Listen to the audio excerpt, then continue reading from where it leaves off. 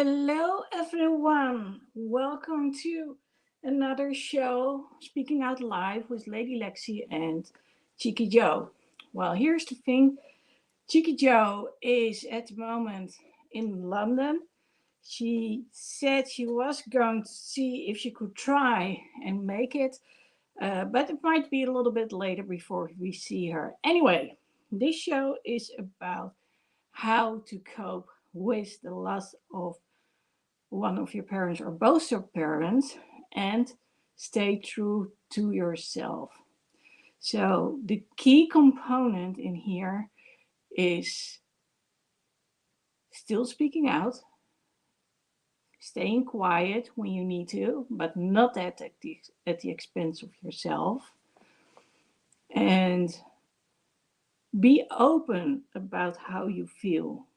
And I'm going to share a little bit more because I believe that it's very important to not wait until that moment, whether you expect that it may take years or you may not be interested in your parents at all, but instead think about okay, what if they're going to, uh, what if I don't have any time left with them? How do I feel? And is that okay? Well, I've just been realizing that I haven't been looking at the camera all this time. Yeah, that's one of those days today that, everything is going a little bit different than expected. But then again, it's life. So that's, what can happen. I'm going to put a StreamYard link here for people who want to join me.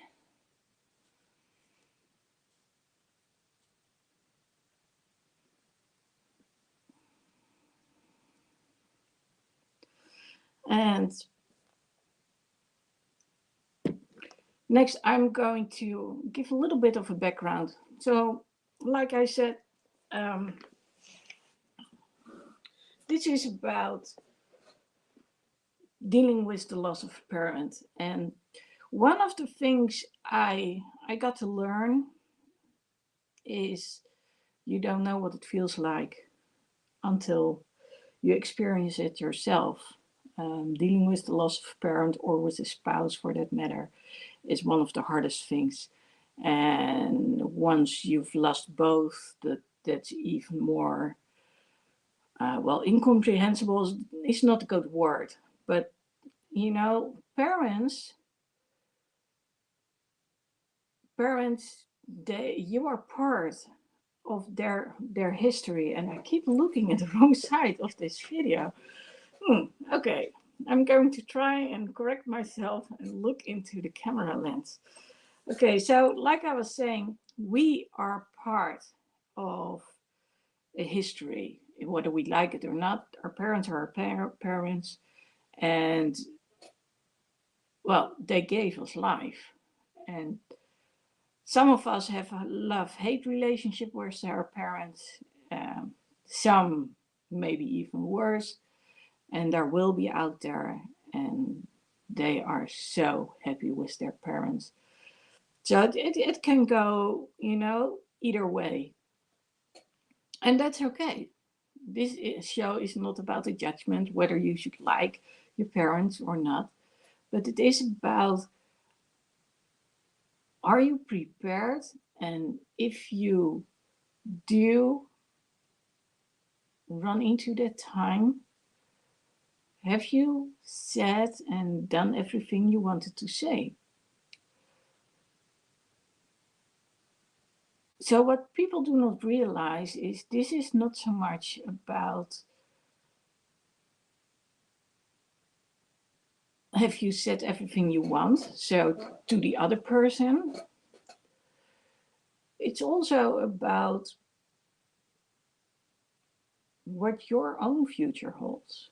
So, what do I mean by that? Especially those who have children. At some point, you may reach a certain age and your kids may have questions. You may want to answer them. And it's nice if you know a little bit about your own history, a little bit about your own past. Then there's the part of memory. What kind of memories do you have? Hey, Anna, you're welcome to join if you want to. So, Cheeky Joe isn't here yet. I hope she does come. That would be really, yeah. I mean, this show is, after all, dedicated to her mom, and she was going to try and be here anyway. So that's, well, we'll see what happens. Okay, so memories. And this is, maybe this is one of the hardest things, because we do not have control over how and when a person dies. At least normally we don't. In the case of my dad, I knew something was off, and he probably did too. And of course, the signs were there. My dad died of cancer. But here's the thing, they didn't say they saw anything pointing out the tumor. And it wasn't until I called the doctors and said, okay, I think his kidneys aren't functioning anymore, that they actually came and picked him up. That's, by the way, the very nice and sort of covered up description. Not because I'm afraid to talk about it, but we are here on the show, and I need to be a little bit careful about what I'm saying. So maybe later on in the show, I might share a little bit more about it. Um, but the result was, because I know that they had taken x-rays and all that stuff, and that I knew something had to show, and in the end it did. So by the time he went to the hospital, they basically said to us, he only has 48 hours left. Well, there's a whole story behind all of this. Um, but the good thing is, it gave us the chance to be there. And we invited some people to be there as well from the family. And that's, my dad was, I guess he was fully awake and aware till the very last moment. He even could say my mom's name. He couldn't say much anymore, but he did ask for her, and he knew we were there, and he was surrounded by all of us. When I talk about my mom, who passed a year and a month away in a couple of days, uh, she she died of old age. So that was a completely different story. And again, we can tell, or at least I could tell, that she, that it was her, these were her final months. And the thing is, she was so immensely strong. And, but you also could tell, she was over and done with life. Her body was over and done with life. She was mentally over and done with life. But of course, it's not up to us to say, stop it, you know. And, then we have discussions about what can we do and what can we not do.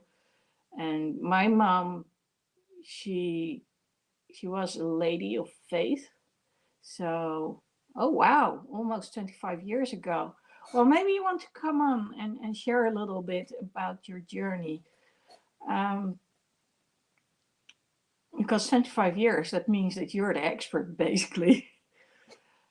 So when my mom died, and again, she was very religious.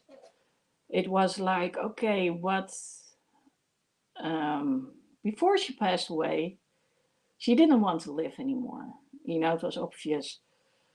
And well, of course, you can get a do not resuscitate statement, but that's of course when you're in such a state that they have to decide upon whether one should live or die. But when it comes to helping nature a little bit, yeah, that's a completely different story. Well,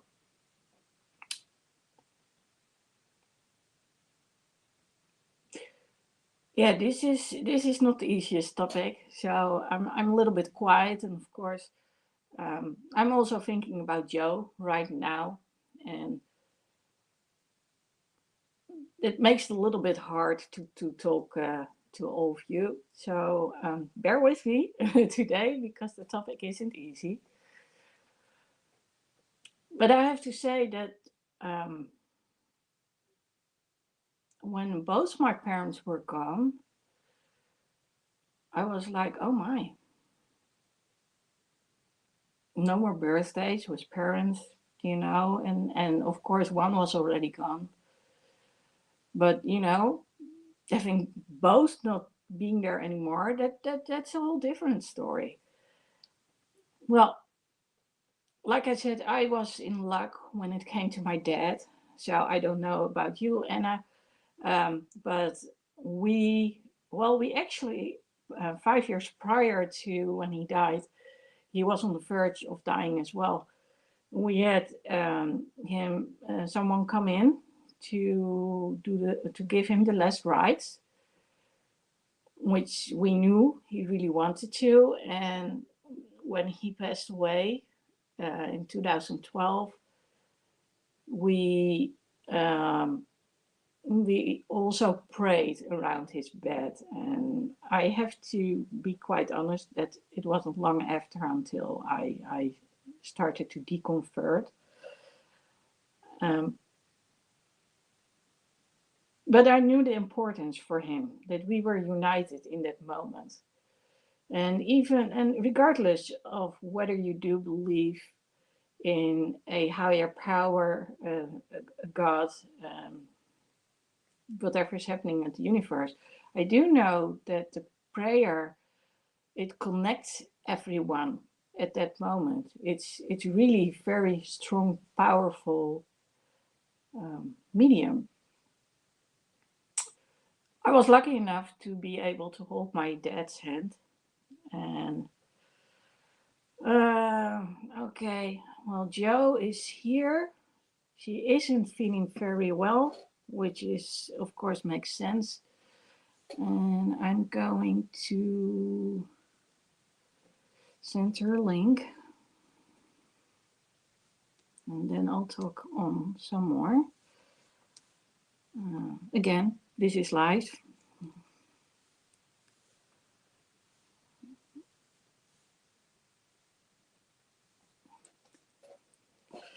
Okay, so going back, um,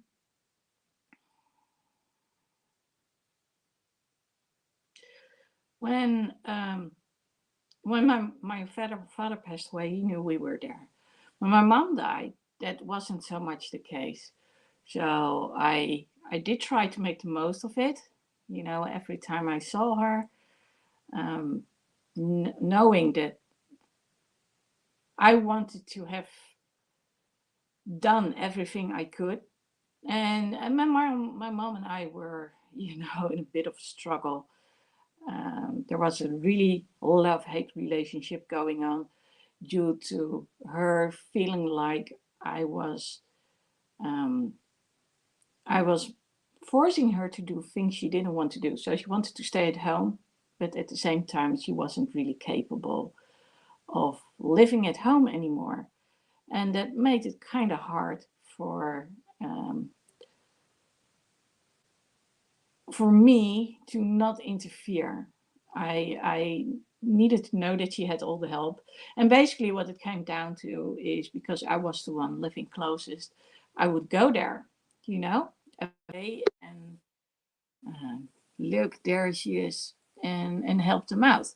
Of course, and here is Joe. I'm sharing a little bit about what happened with my mom and dad. So I don't know if you've seen the title.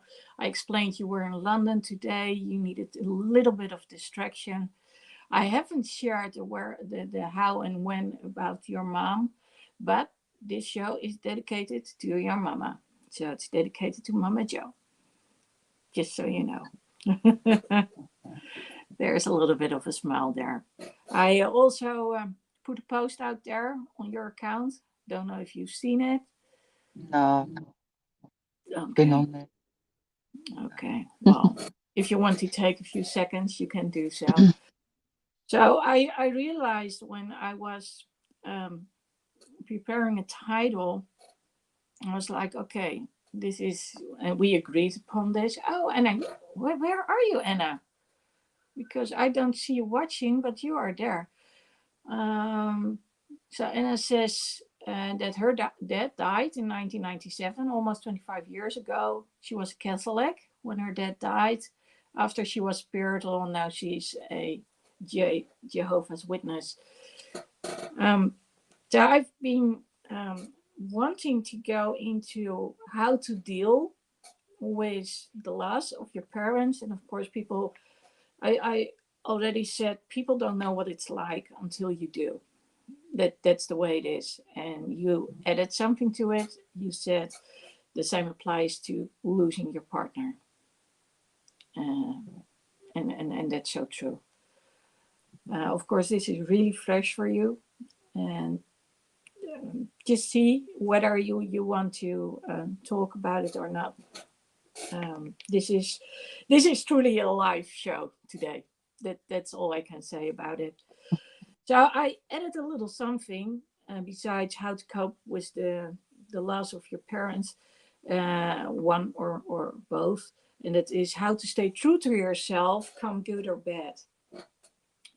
So this show is of course about speaking out, and okay, I don't know if you can see what Anna's saying. She says, "I'm so sorry for your loss, Joe. I'm praying for you." So that's really sweet. But Thank you. Thank you. yeah.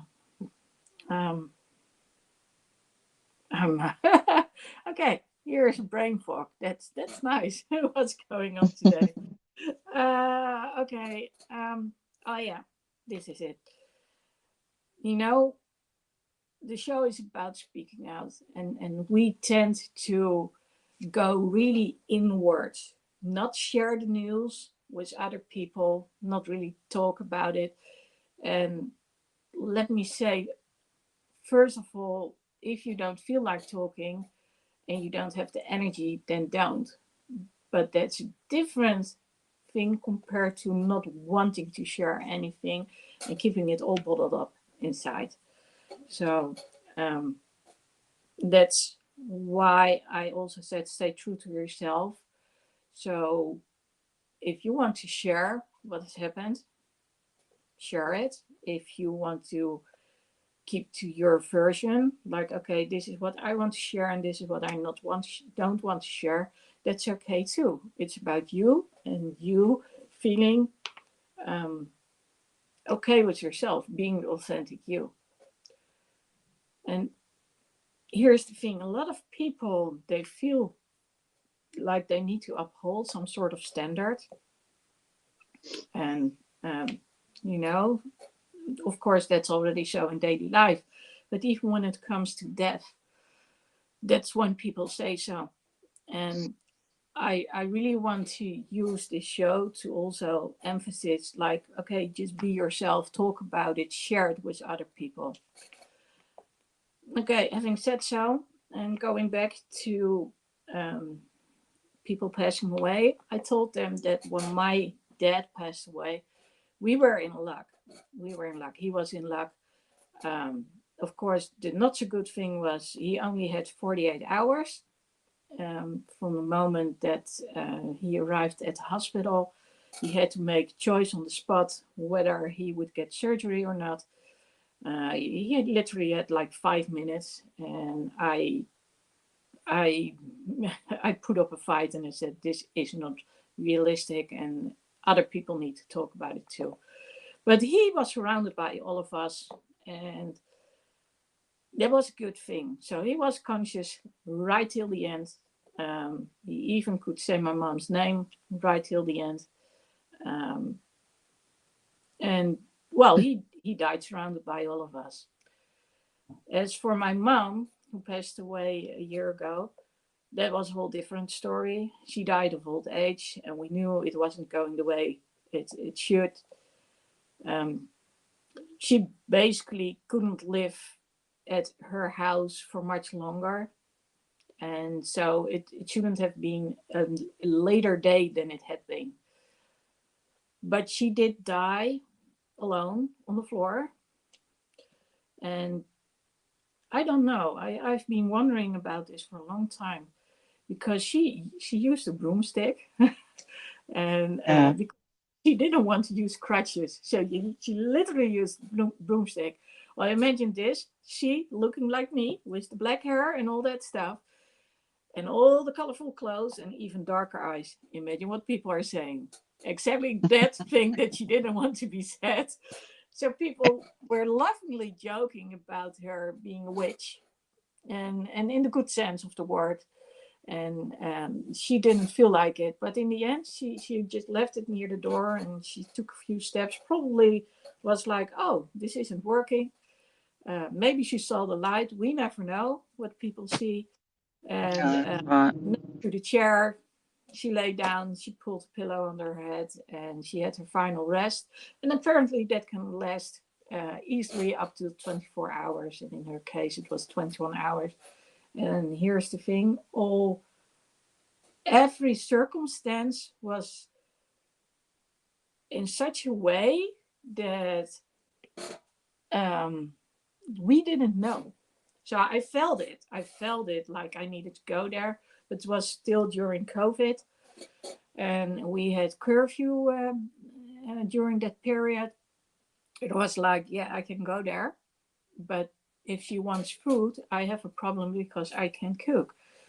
So if I need to order, I need to be there on time because of the curfew. We couldn't order in. It was very, um, very difficult time when it came to those things. So I called my brother, and his oldest son had his birthday, and I said, okay, what do you see on the cameras? What do you hear? And he said, oh, I'm not seeing anything. Her bed is made up. Oh no, he didn't see that. He saw the pillows in the bed. So he thought she was lying in bed. And he said, well, it has been kind of quiet, but she has gone to the fridge and all that stuff. So I was like, that's too long. That's too long that she's been quiet. But here's the thing, because of the pillows, he didn't realize that she wasn't in bed and she was actually in a um, in a blind spot of the camera. And so he didn't know, he didn't realize it.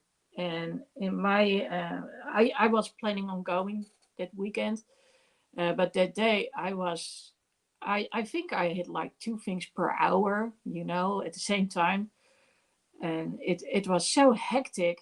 And I consulted with others. What should I do? Should I go? Should I not go? And in the end, I decided not to go, which in the end was best, because if I had found her, I would have caused mayhem and havoc, and that meant that she would have gone to the hospital and everything would have happened that she didn't. Now she died in peace. So, do you want to share a little bit about what happened with your mom, or do you want me to do it for you? Oh, I'll try and speak. Um, well, she was diagnosed with cancer in the pancreatic cancer. She had it in the liver and in her spine. S- Sem- November time, I think. Yeah, November time that she was diagnosed, and I said, "Oh, hopefully we'll report quickly." She started, they said, "Oh, start chemotherapy." She had a couple of rounds of chemo just before Christmas, and she caught deep vein thrombosis with the chemo. Um, so obviously that had to stop. She had a problem with her blood pressure, quite high constantly. They couldn't get it down. Then a week and a half ago now, 2 weeks, I was told that, she's still in hospital. She should be coming home in 2 days' time, and then hopefully like chemo again. Then obviously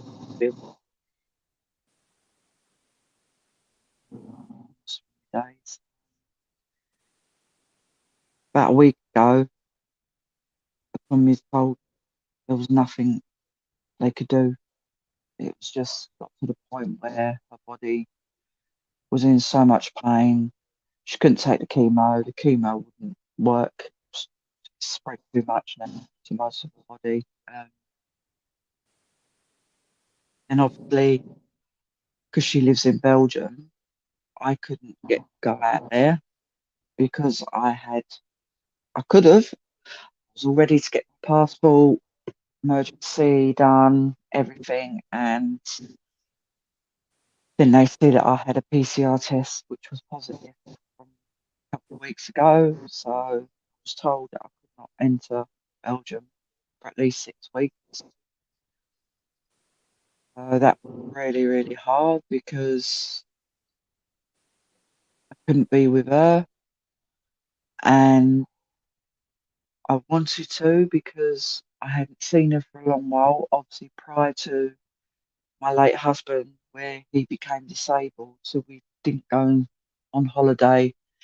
Then obviously COVID came along, which took my husband. Then I couldn't go to my mum's to see him because we was meant to go last year, and obviously because of the COVID thing, they weren't letting you in and everything like that. And because of the restrictions at the time, 'cause it was still rife.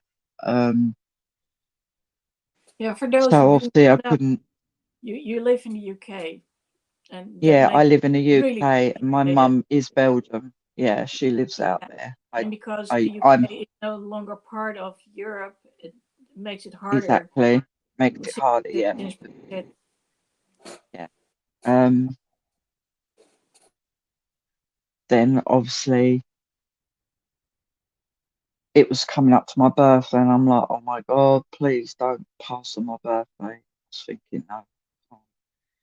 And she was in so much pain, but she was refusing morphine. And on my actual birthday, a video called her.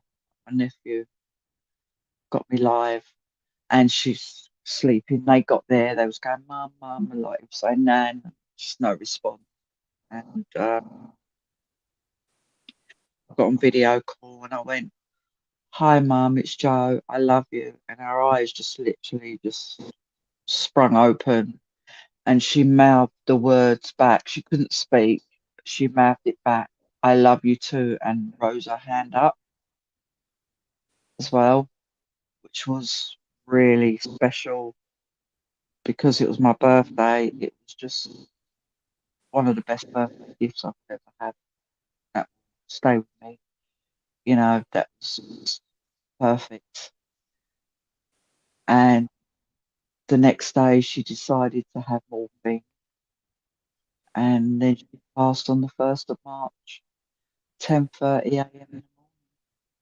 And my brother said it was like she was hanging on. She didn't want to pass my birthday. She knew it was my birthday.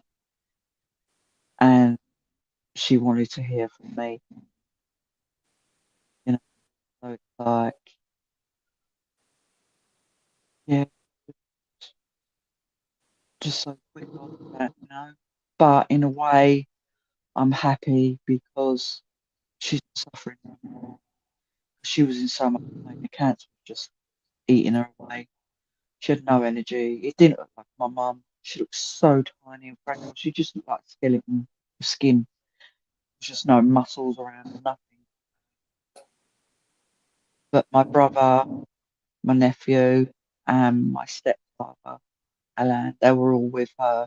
So she wasn't alone, which was nice to know that they were there. And, she went peacefully. It's just, I've, at least I've got that great memory on my birthday, which I will cherish always, but I still feel so awful. I can't get out there. I can't even be out there for the funeral. And just heartbreaking, because my family need me there as well. Yeah, I was talking about memories before you hopped on the show, and I said one of the important things, of course, we do not know normally when our parents are going to pass away. It might be quite unexpected. But what we can do is make sure that we have certain memories, um, which makes it easier for us to deal with in the long run. So, one of the things is you don't want to, well, it depends, of course, on the relationship you have with your parents. But if there's a possibility to tell them that you love them, if you do, that's always a good thing. And maybe speak about the things that you want to speak about. And also, and this applies for people who have children, see if you can get those questions asked that might be relevant later on when your kids are growing up. And maybe also about the things you want to know, being a parent and just being yourself because you are part of a legacy.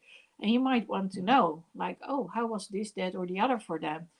And, even with both my parents who died of old age, I still realized when they weren't around anymore, like, oh, I actually How was not much you, want. yeah, you don't realize how much you depend on them, Yeah, like, till they've gone.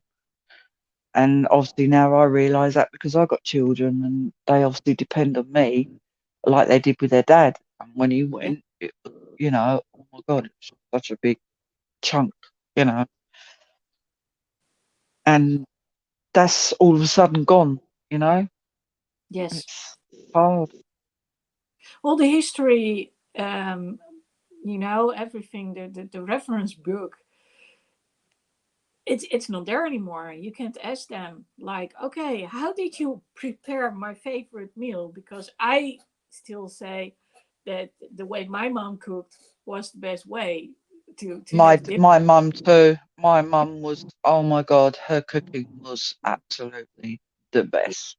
Yeah, And I could never cook like her. Never. no, Nobody can. And that's even my well, kids went, oh my God, we're not gonna have no more of Nanny's cooking, yeah, and it's things like that, and it's like, oh my God, yeah, it's really mad. You don't realise until like it's they've gone yes, and how much you do miss things and rely.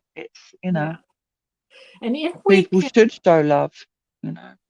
yeah, that's, and if you can, reach out to some people and get that message across, like, okay, you know, do those things, talk about those things you really want to do together. And so when the time comes, it's there because you just don't realize until they're not there anymore. By the Well, way, that's like, oh, sorry, go on. oh, Anna said we should enjoy our beloved ones, which is so Yeah. true. That's Um, like, yeah, it is true, yeah. But that's like tonight. I wasn't meant. I really, really didn't want to go. But it was already booked, and it's a memory for my daughter to have mhm. with me, you know. And so that's one reason why I went tonight, because I want her to have memories that we did things together, you know. Yeah, And as I said, it was hard going because I really didn't want to enjoy myself because I felt guilty enjoying myself, thinking, oh my God, I'm going to enjoy myself. My mum's just died. You know what I mean? So that's why I've not put anything on Facebook or anything like that I went out tonight because I know some people will judge, and it be, oh, she's just lost her mum and she's out enjoying herself, you know. Yeah, whereas And I think the opposite, that, it's good to take your mind off the grief for a few moments. What you don't know is, when my father-in-law died, um, it was like he died 5 years prior to my death. And um, he died right before Christmas Eve, December 23rd. And we did know he was going to pass away. You get called to the family room, just like you heard too. um that that evening, that night, I came from the gym. And while I was in the dressing room, I said to my husband, we need to go and see your father. Yeah, why, I don't know, but we need to go. So I called the hospital and they said, well, if you feel you need to go, please come, because you might regret it. So we did. We stayed there for a couple of hours.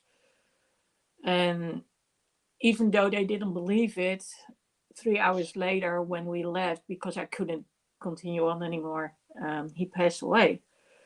So then I remember coming up from the parking lot, and there were all these lights, and everyone was talking and doing Christmas shopping, because it was prior to COVID, long before COVID ever hit. I was going to the hairdressers, and I was like, everybody is having a good time, and I absolutely am not. And we were married on December 28th. So, and I think we were married for a year back then. And we had booked to go to Disneyland. So here you go. You went to London and we were going to Disneyland. Um, I'm pretty sure that he must have been buried before that time. I don't remember. I'll honestly say I don't remember anymore when it was. But what I do remember is I was in tears all the way, you know, uh, being on that train, on the Thalys, to Disneyland. And when we were in Disneyland, it was, one moment we were laughing a little bit, and then I was crying a little bit, but it did help to have distraction and to know that there was a moment to have a little bit of fun. And what I want to say to you specifically, Joe, and also to the others who are watching, is never feel sorry for having fun. Dying, when people die, it's not their purpose to have you die mentally on the inside along with them. It's it's something that happens, and it can be very unfortunate, or it can be good, depending on what the other person was like and the state of their life. But they lived, and you have a chance to live too, fully. yeah, And since you have kids, it's so important that you show them too that it's okay to enjoy life, even when the tears are there.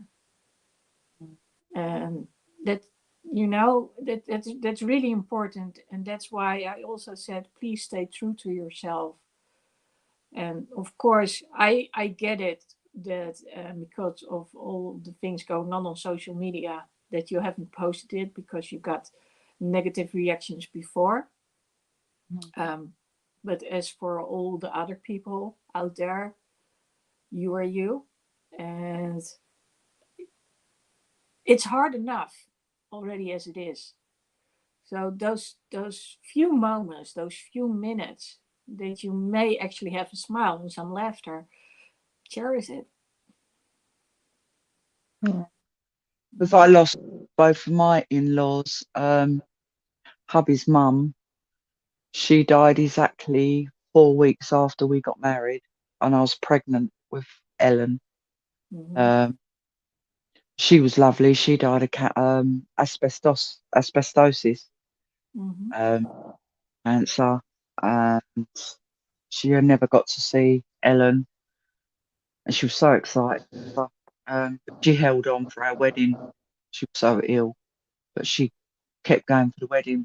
But we were on our honeymoon, come home and we missed her by an hour.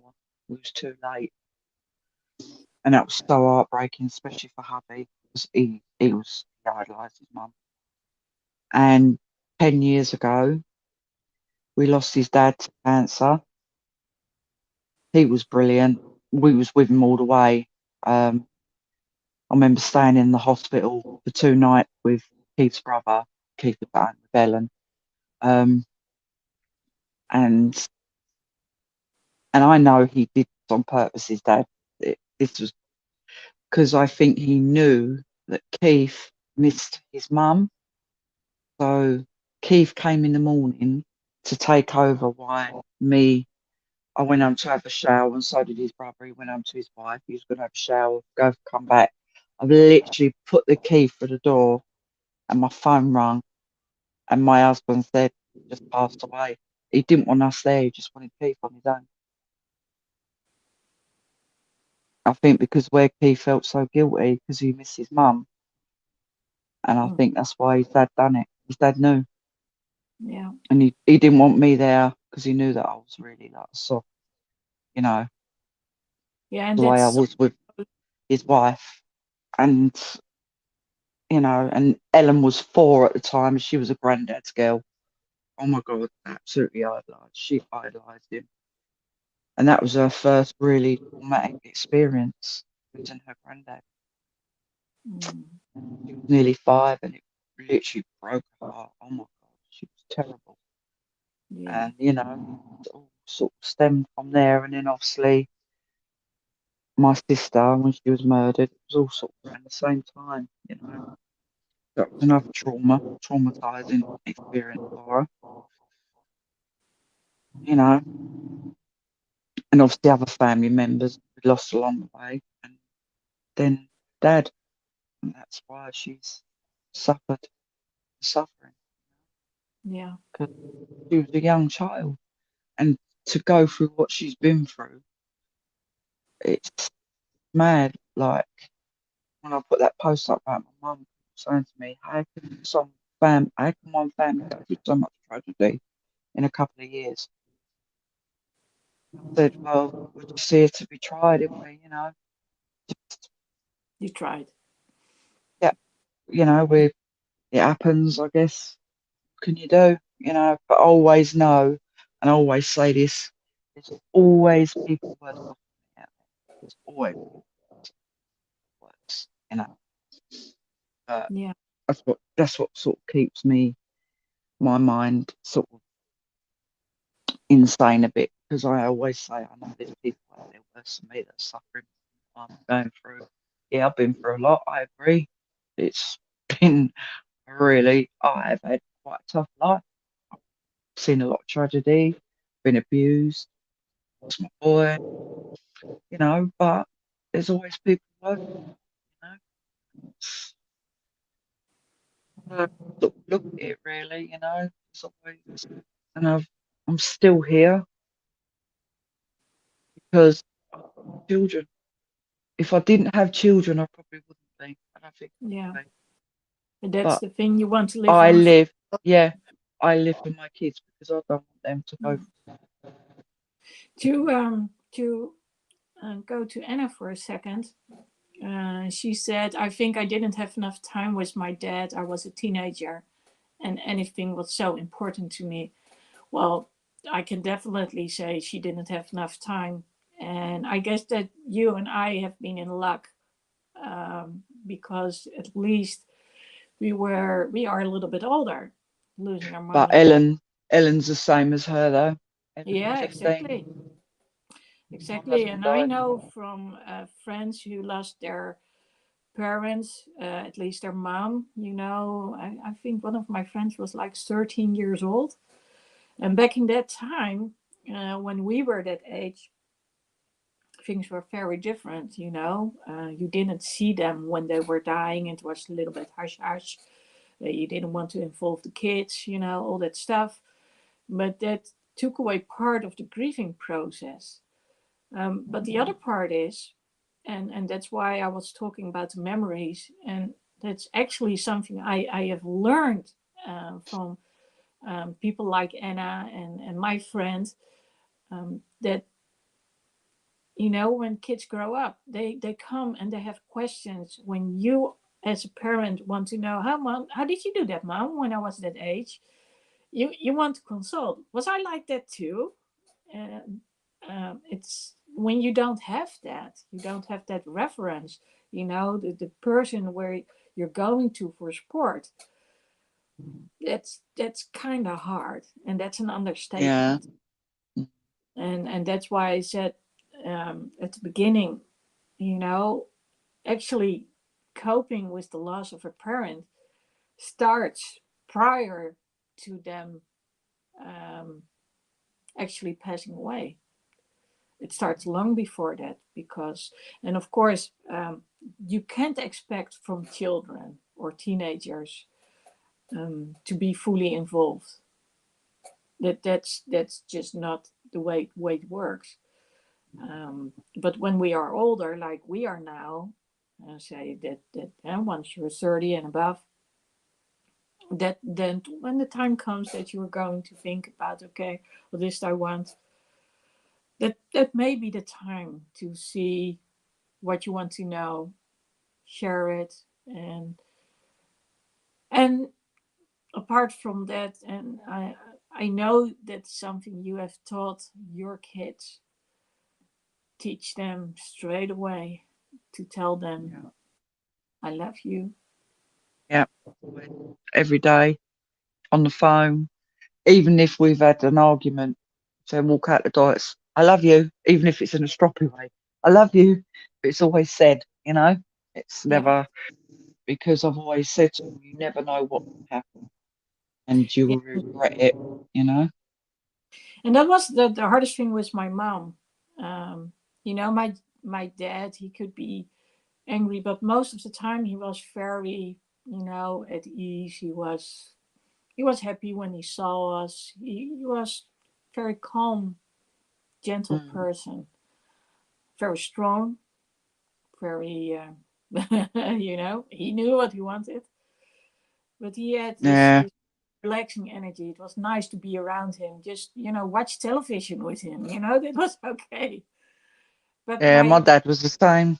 Yeah, he had a temp. If we were naughty, he'd raise his voice. That's all he had to do. Was just like, get stern voice, and we'll all be like, Yeah. same Hmm. as Keith was with the kids. He used to look at them, and because he had a deep voice as well, it'd be like, did your mother just tell you? And they'd be like, oh, go and do your room, tidy your room up. And they'd be like, okay. It's just the stern, But Yeah, the no, funny thing that's is, just like, when I grew older and we had arguments, my mom would always be worried and she would try to patch things up. And I was like, no, we are just going back and forth, and it's okay. There's nothing wrong with that. And I absolutely didn't worry about his reaction at all. I felt it was normal and it felt good that we were able to go back and forth and not hold back. It was quite a gift, actually. But with my mom, so for those who don't know, my mom started to mentally decline a little bit. So she was in the early stages of, something along the lines of Alzheimer. So they probably thought that she had Lewy Boden's. So it means that your world becomes really small. You don't want to go out anymore. And that's true. She was like almost, um, confined to her bed by herself, because she was so afraid that she would fall down, whatever it was. And one of the things that actually, um, speeded up her passing away was that she didn't drink properly enough, because then she had the idea, I need to go to the restroom, I can't walk, you know, all that stuff. And because she didn't walk, that's nice, to have a kid. That's so comforting. Oh, oh, wait, get your bum away. What are you I doing, love baby? it. Yeah. I can just feel it. Nice. um, but because of the I'm, I'm going black all the My time. it's my pussy in it. My pussy cat's put you off.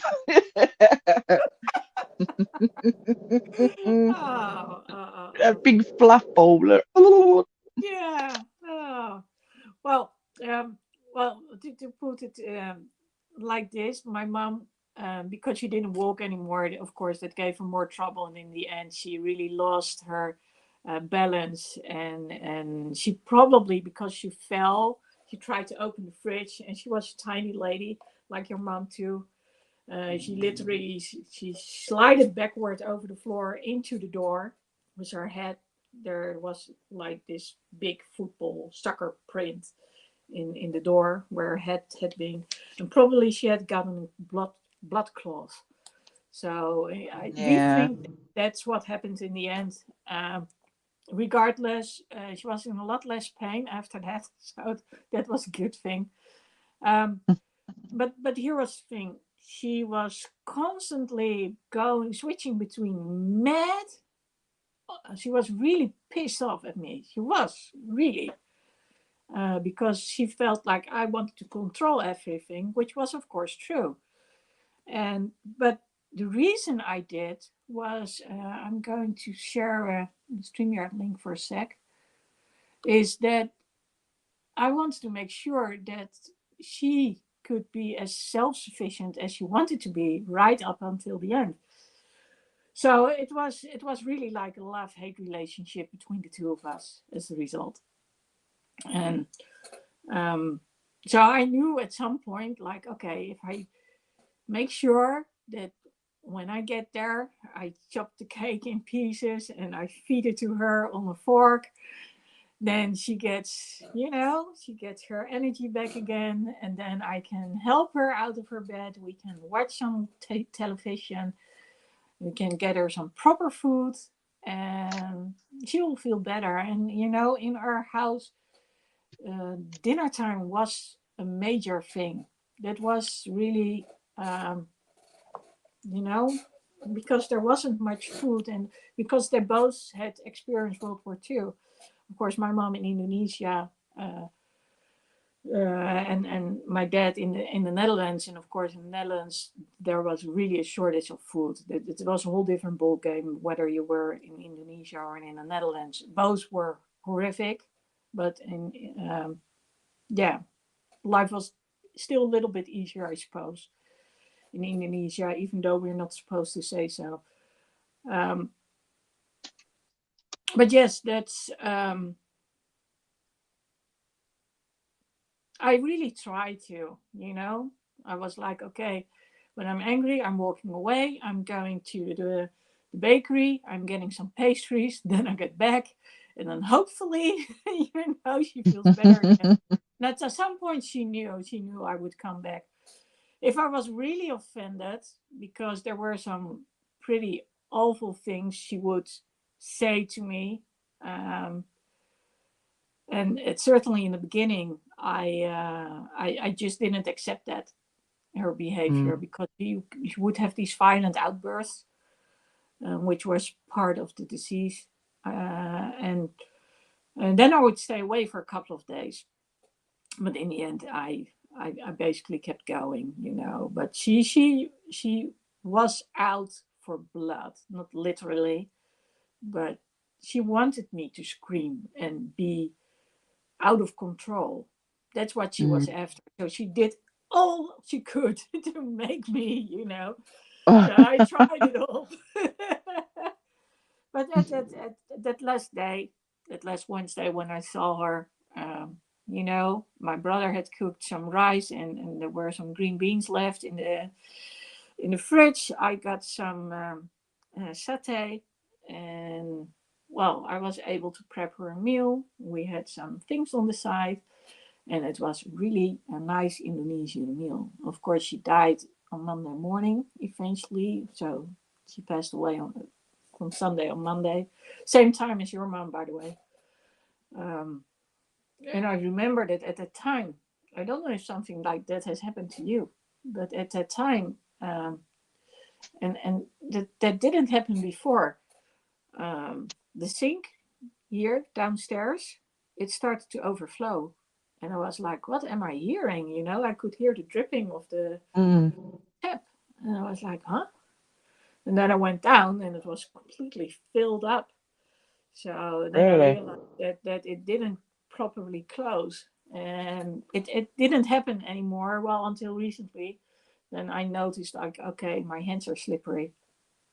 Um, but yeah, I yeah, it was a day. Well, probably I don't know if it was for you, but for me it was a day. Well, I'm not going to say day in hell, but the way I found out was because Yeah. I was dealing with some clients who all were. I was on suicide watch for three of my clients, during that Yeah, I same. remember. Yeah, I And remember you saying. yeah, so at that moment, I brought one of my clients to the homeless shelter, and I knew he was going to have such a hard time with this, and I didn't know if he would walk out alive. Mm. So when I went there, then the phone rang, unknown number. Then the phone rang again. It was my brother, and I was like, "Yeah, I'm here, and I need to focus on him, on my client, because he was still, not too old, Yeah. and knew it could break him literally." And so um, when I went to the car, I got this text. It was, "You already probably know this, but Mama has passed away." Oh, thank you. I was like, no.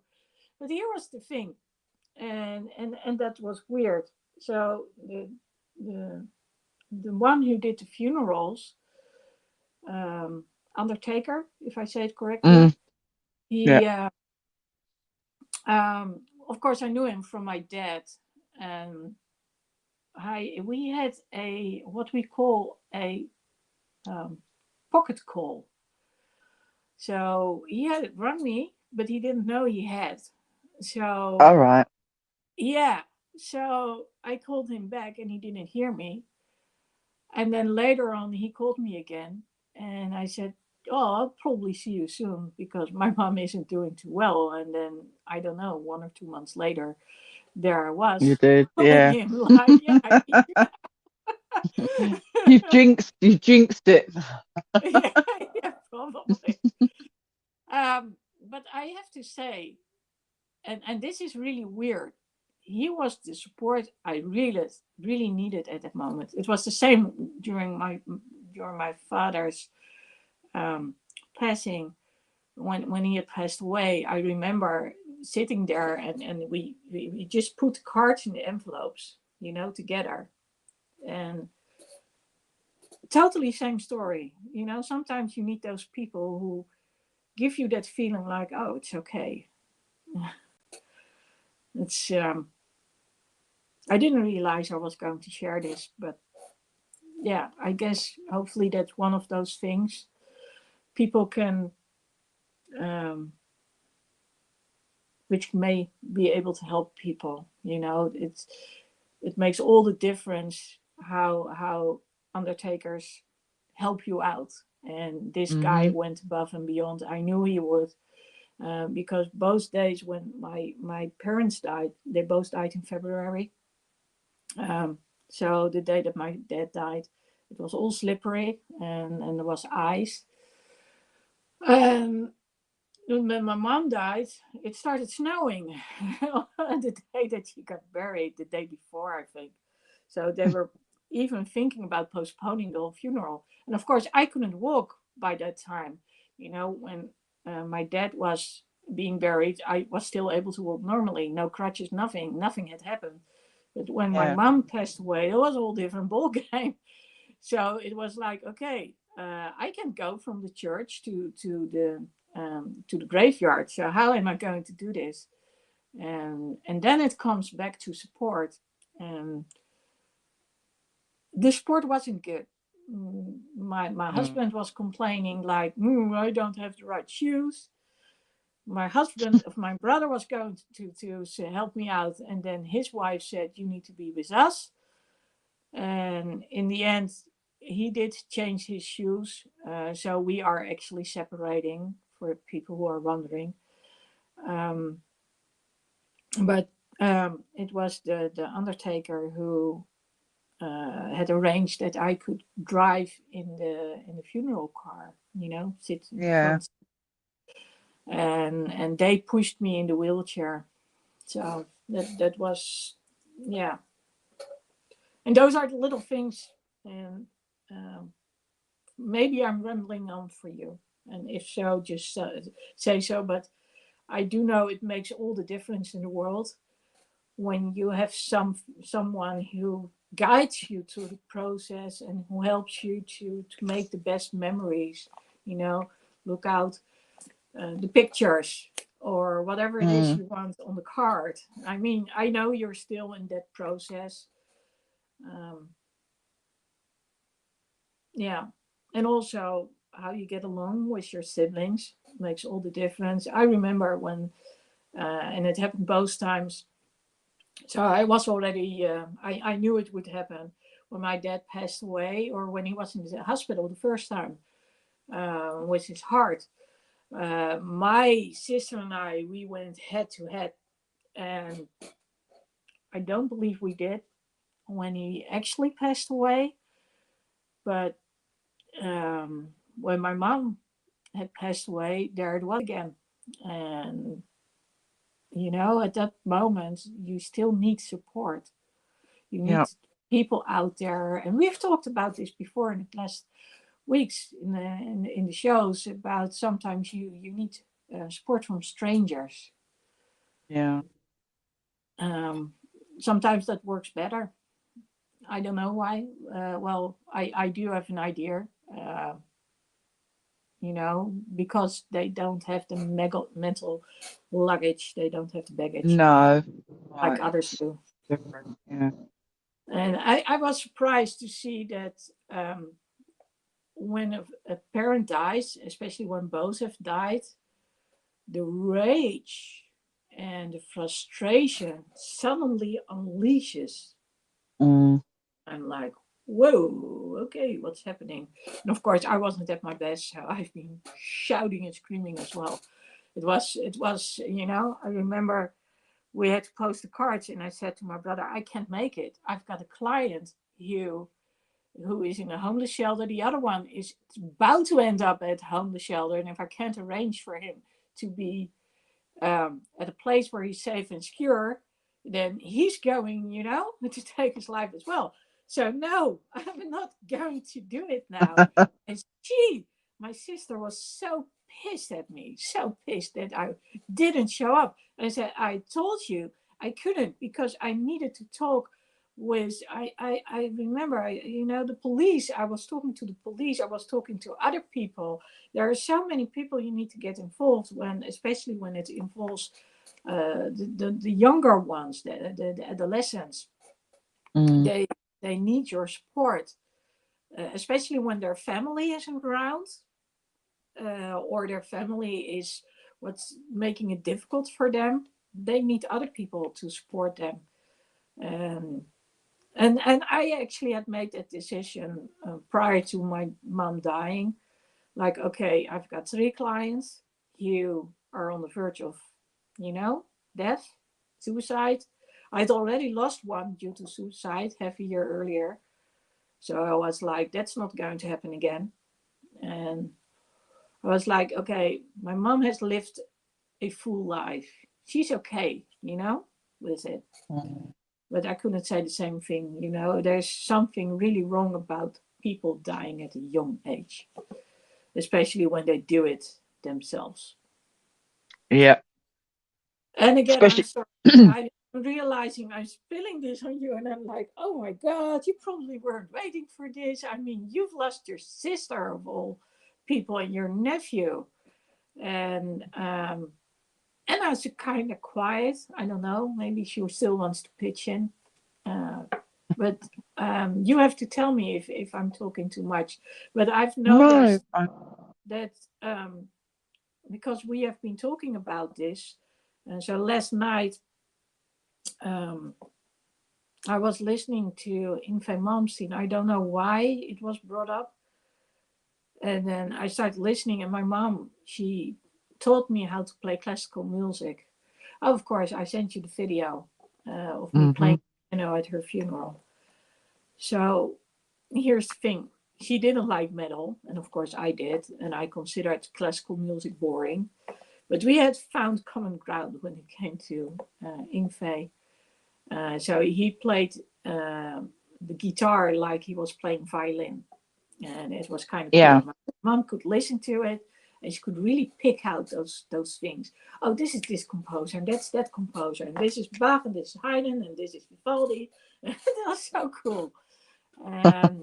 And that's one of the things that I really missed about it. I know that, in those latest years, I was like, Mom, let's play the piano together. No, let's not, because I need to study and blah blah blah blah blah.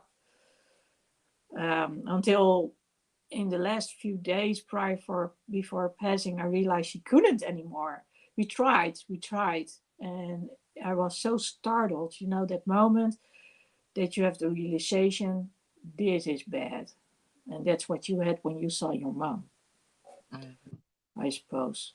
And yeah, so again, if you want to create memories for those out there who still have your parents, whether one or two, do the things you want to do with them. Please don't wait. That's And it. and if you're one out there who thinks your kids don't care about you because they're teenagers, think again. They will miss you. Maybe not because they're stubborn. That's the role of a teenager. They need to learn how to deal with the world. So they're going to try you, and drive you mad. But that's Yeah. that's your role as a parent. You didn't know, but you did sign up for it when you became a parent. And they did Mm. sign up for it when they became a kid. There's a difference. They didn't choose to be there. um, but yeah, um, it's so important to be able to do what you want to do and not think I've had a fulfilled life. Now I can go because my teenagers have grown up and they can be self supporting, whether it's to a degree or fully. No, there comes a time when they become parents if they're lucky and they want to. Um, and then they will want to know more. So never, don't conclude too soon how things are going. Okay, I just needed to share that. So I've said a lot of things, varying from making memories, telling you love them, doing things together. I even talked about the Undertaker, and I am like, oh, you're not there yet. You're probably in the midst, and I don't know if you're how you are because you are in the UK and the others are in Belgium.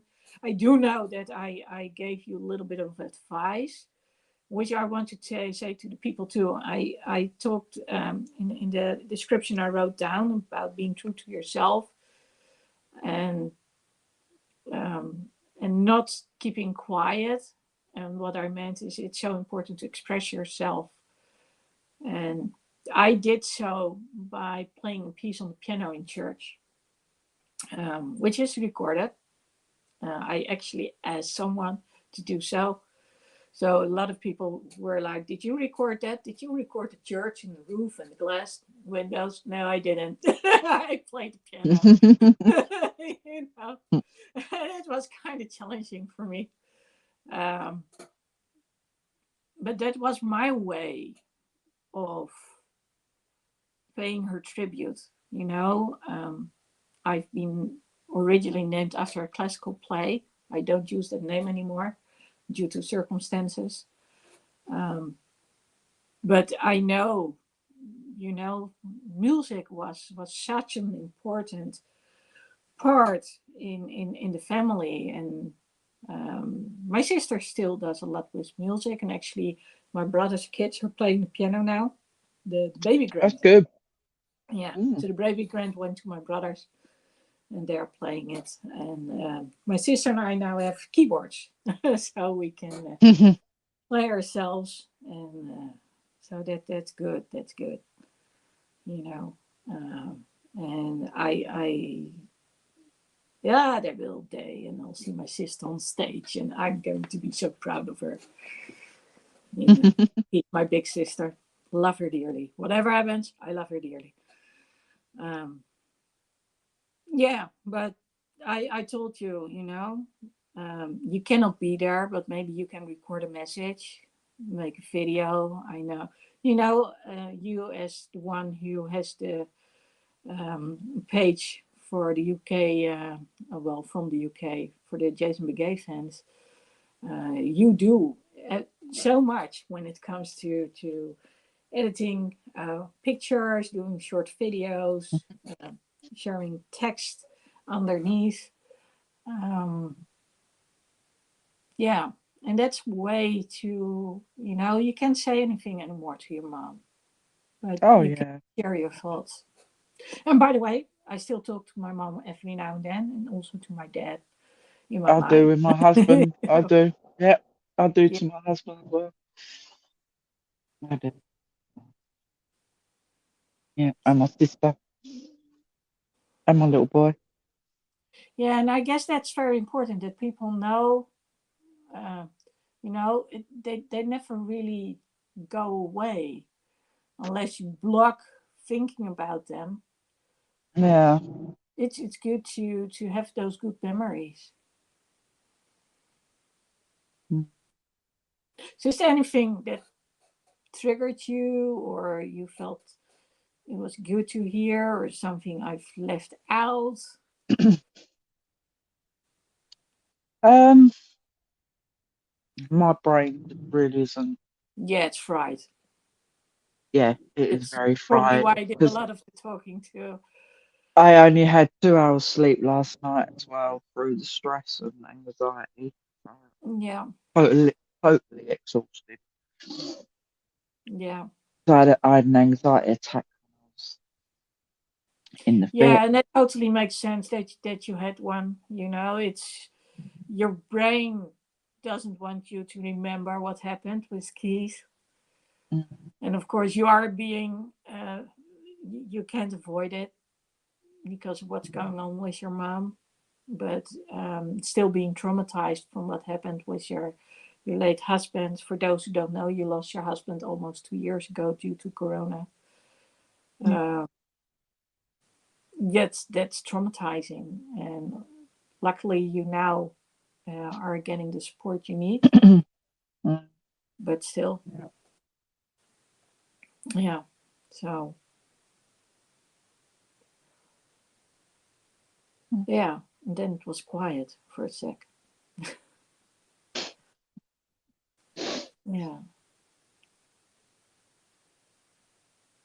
You want to share a little bit about how you're feeling, or is that too raw? It might be a bit too raw because I might start. Yeah. Well, then I'll just keep on talking like I've been doing. Uh, some people don't believe I'm a chatterbox. And then I say I am. So, but I do think that we've pretty much um, talked about the things which are important, mainly about, remember to say goodbye, tell them you love them. And of course, not everyone feels good, but even when you're in a fight, um, you cannot do it over again. You cannot go back and say, okay, I'm going to say again goodbye because I haven't done it before because I was mad at you. So always keep that in the back of your mind and find support. And this is also a message to those who know those out there who may have lost someone. Um, be there for those people. And well, I I'm helping you out right now with your fan page. Um, I'm Yeah. very happy that Instagram has the possibility of having collaborators since it's not that long, but it Mm. makes it possible for me to help you out there, and also with a little bit of my experience, um, I was able to help you out there too. But yeah, it's you can never have enough support. You just can't. Mm. But do keep in mind, and I'm saying this for the people surrounding and those who are grieving and mourning, don't be there when they want to. So like you are in charge right now and not the people around you. Mm. And that's what people need to be aware of. You have only a limited amount of energy. You need to sleep in between, and you don't want to be woken up by someone who wants to know how are you doing. Yeah. It's like, okay, I'm not going to make that movement, but you know what I'm thinking about. Mm. What you want to do, something related to Hank Point. uh, yeah, but I guess knowing that someone is there and just maybe sending a text, how are you doing, and also don't expect an answer straight away. There's That's a the lot same as going. me. I think I've got about 50 to 70 inboxes on my Jason Begay page since I put up the post I put the other day saying my mum was gravely ill, Yeah, and I just haven't replied because I've not even read them all because I just can't be dealing with that at the moment. It's just too much. yeah. Well, we can always, you know, um, and I need to go. Well, I'm glad you enjoyed being with us. And Yeah, uh, thank you, Anna. yeah, one day we really hope to see you in the live here. That would be so amazing. And you have a good night too. So, and sweet dreams. And maybe we can talk a little bit about um, you losing your parent, your dad at a young age. I think it's so important for people to know um, what that feels like and how that affects you. If only for those who can take better care of themselves but don't care anymore because they are depressed. Um, so, thank you, Anna. Yeah, thank you. She says, God bless and comfort you, Joe. Thank you, darling. Thank you. It means a lot. Sorry, I'm not lost it. I'm just still in You're in limbo. mourning, you're in grief. So that's okay. Um, but here's we can always talk about the message you want to send, and that's also something I would want to say to those out there who are supporting other people. um, get one person who can be like an intermediary, um, who can say, okay, this is what's going on, she's feeling good, she's not feeling good, posting it on your page or whatever, so you don't have to do it and you can just focus on dealing with the grief, dealing on recovery, and whatever it is you need. So if I were to ask you as a final question, what do you need right now, and what would you say to the listeners and the viewers out there, um, when it comes to supporting other people? Because some people might actually see this also, the ones who know you from your fan page, but also say that you didn't know them at all. What is it you want and need? And what would you like to say to those out there? Maybe brothers, friends, Well, strangers. I need like, obviously at the moment I do need time to grieve.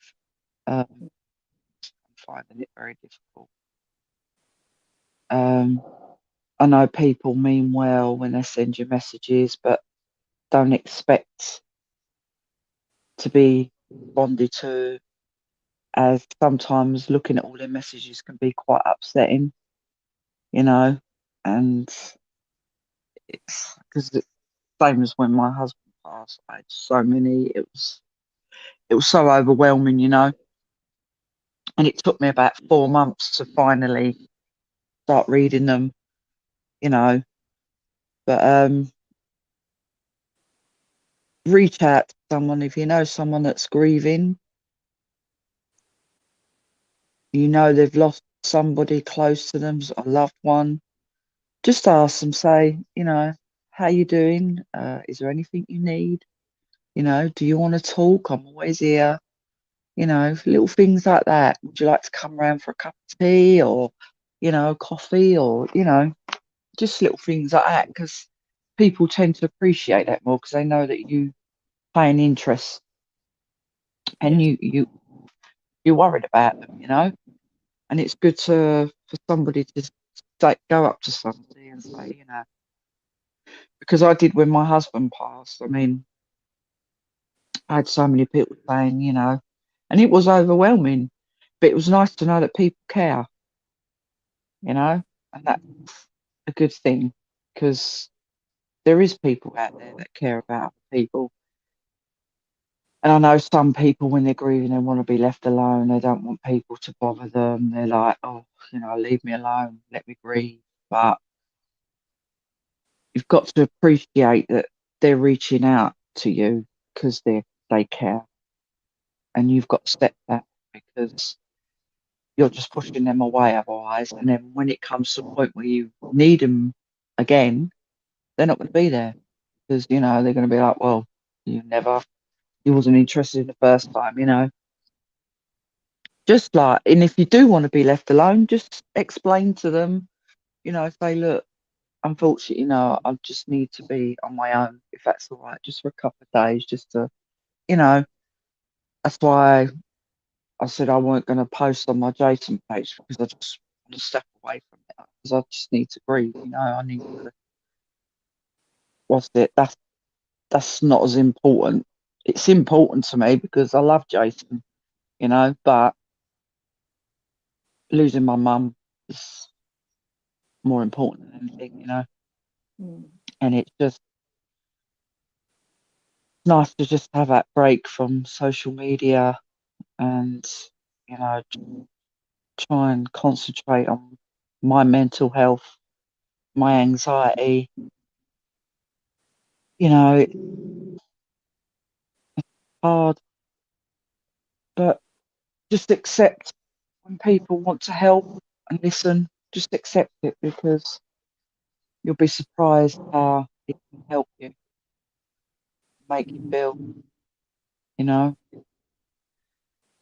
Because I really was debating, I wasn't going to come on tonight. I really wasn't going to come on the live. I was like, where I had my anxiety thing, panicked out. I was like, oh, I just want to go home and go to bed because I'm so exhausted, absolutely exhausted. But I thought, no, I I'll come applaud on, you. you know. I have to applaud you for being here, sharing your story. Um, I know it's not easy, and I know you're exhausted. But I also know that what you just shared is going to help other people. And one piece of advice to you, because I know you a little bit by now, um, you are a very responsible person, and you are one of those people who, instead of taking care of yourself, is inclined to take care of others when they would come around and hover over you. Yeah. And that's maybe one of the reasons why sometimes, if you can come along and visit, huh, people like you, Joe, and you can make sure that the one you're visiting doesn't have to run, doesn't have to serve you a cup of tea, whatever, but instead you take care of the one who's grieving, Yeah. that's okay. But if you can't do it and you don't know when the other person is tired or has things to do, then please don't bother. but keep in touch, and especially keep staying in touch, because grief doesn't end just because we're 1 week down the road or No, 1 that's month right. down the line. Grief can last for years. I've been grieving for years, so and obviously things get on top, and another grieving, and another grieving. It's just never ending, and you are constantly grieving. It's part of life, I suppose. We go through it. Well, you do have a rough walk in life. I mean, you've encountered quite a few hard things, and that's an understatement. What I'm saying right now. So I know you are severely traumatized, if only because of what happened to your late husband, but also because of what happened to your nephew, which was completely senseless. Your sister, same story. So this brings a lot back, and hopefully it will help you heal, despite the panic attacks. Just to add a little something to what you said. So when my mom passed away, I actually was very grateful for all the people, um, sharing these little messages to me. I would read them all. I Mm. would read them all. And at first, I would just, post hearts. And later on, I would say something. But I know I really needed it. I really needed it, to get going. And also when it came to, um, my own business, I needed the normalcy of what was happening because everything was so crazy that but that's me, I needed some kind of structure. Um, the ones you've already met, you have been, for instance, on the lives on Monday, and people like Zen and all those people, Yeah. um, they pulled me through in those months. After my mom passed away, I would be in the house, it would be total chaos. And I would put on, the live broadcast. And I wasn't at full capacity, not at all, because I was grieving. But it kept Yeah. me staying on track because I was on the top, when it came to my energy that day it happened. Uh, I had my story. There were so many things that were actually totally right. And of course that's when that happened. And I quite honestly do say, people are asking me now about how I feel about my mom, because it's now a year and a month, and I don't really want to talk about it. But then again, you just heard me talk about it for an hour and a half almost. Yep. So it comes when it comes. And that's maybe what I want to say. There are little things that trigger me, like listening to the classical music, talking to you about it, and then I realize, those moments that you cannot go anywhere. Um, and what I did is I actually created all these Sorry, little I'm videos. cold. But it's okay.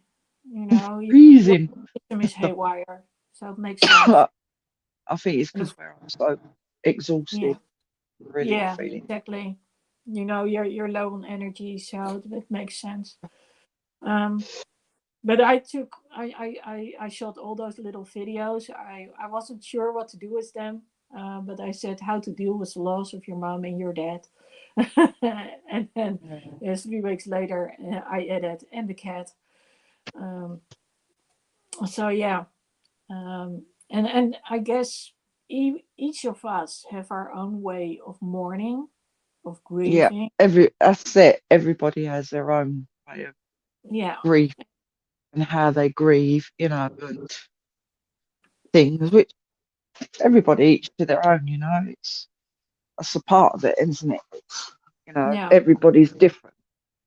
yeah, Some people like to do it on their own, some people don't want people around them, and things like that, which is pretty sad really when you think of it. hmm, They want to be on their own, yeah, which I think, no, you should have people around you. yeah, Uh, some people I like that. I suppose it's a way of dealing with it.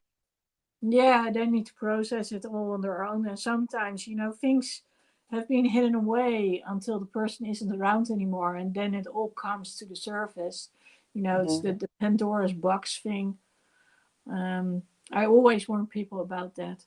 Make sure that you talk about it in time and don't wait for Pandora's box to open. And I mean, it's I, like if I wasn't speaking to you, like on this and all that, I probably would be just trying to deal with it on my own. yeah. I normally do, you know. Hmm. Yeah. Yeah, for me, I remember that I was at a festival and I got to talk to some concert friends. And with concert friends, it's we know one another, but some I know very well, and some I know only because I see them every once in a while.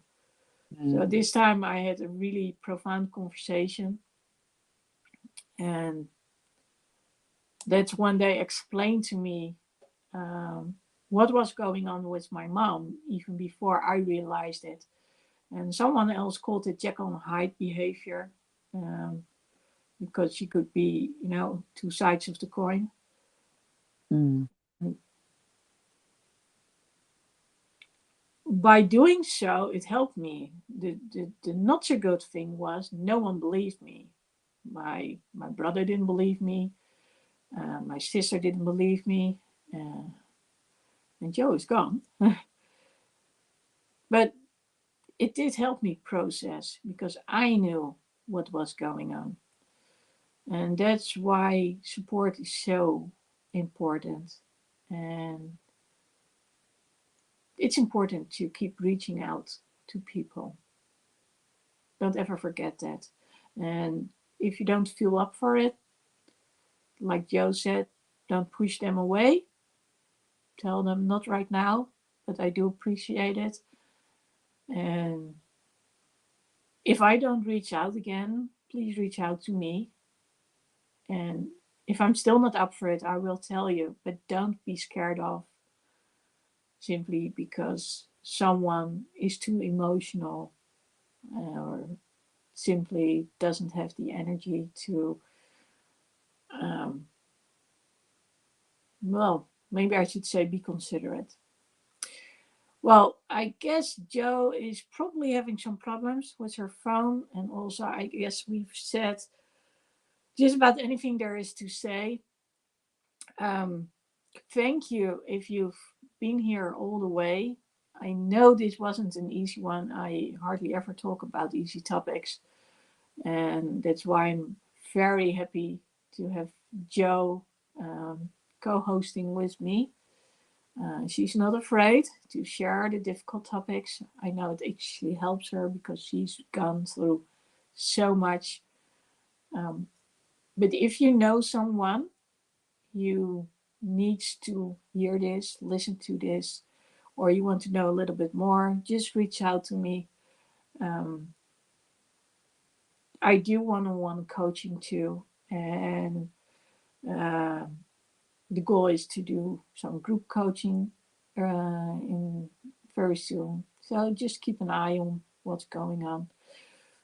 But here's the thing: you are never alone, and reach out to friends, reach out to family, talk to them, see, because in daily life we might not communicate the way we want to. But if there's one thing I really learned in the process with my mom, it's my dad, not my dad, my brother.